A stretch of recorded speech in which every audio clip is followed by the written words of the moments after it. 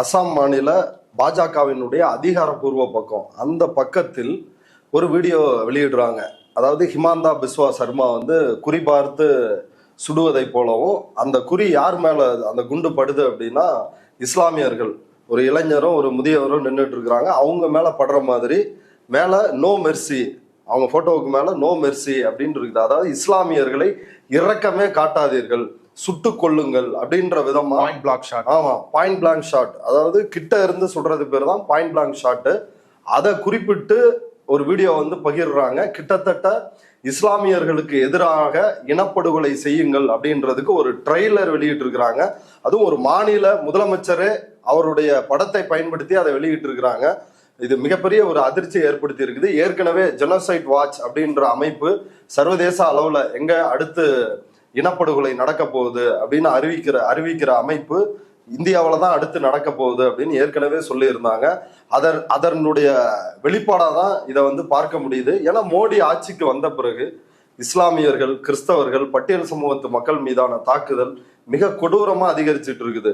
கிட்டத்தட்ட ஒரு அறிவிக்கப்படாத ஒரு இரண்டாம் தர குடிமக்களாக இஸ்லாமியர்கள் இந்த நாட்டில் மாற்றப்பட்டு இருக்கிறார்கள்.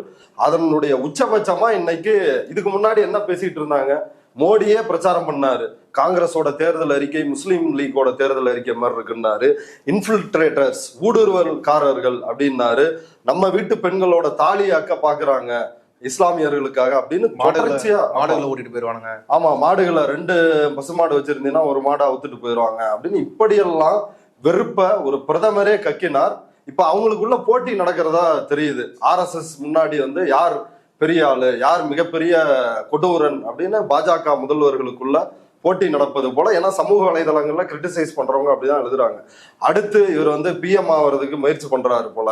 ஏன்னா யோகி ஆதித்யநாத் இருக்கிறாருல, அவரை ஒப்பிடுகையில் அவரை விட கொடூரமா வந்து வெறுப்பை வந்து வெளிப்படையா கக்கிறவரா இருக்கிறாரு. அங்க UPல இஸ்லாமியர்கள் வாழ முடியல, இங்க அசாம்ல அதை விட கொடூரம்.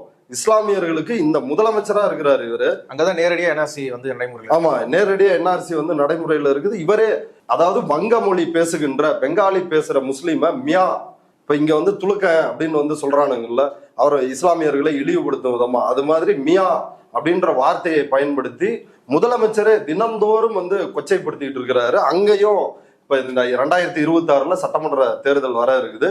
அதனால உச்சகட்டமா இந்த பிரச்சாரத்தை தீவிரப்படுத்தி இருக்கிறாங்க.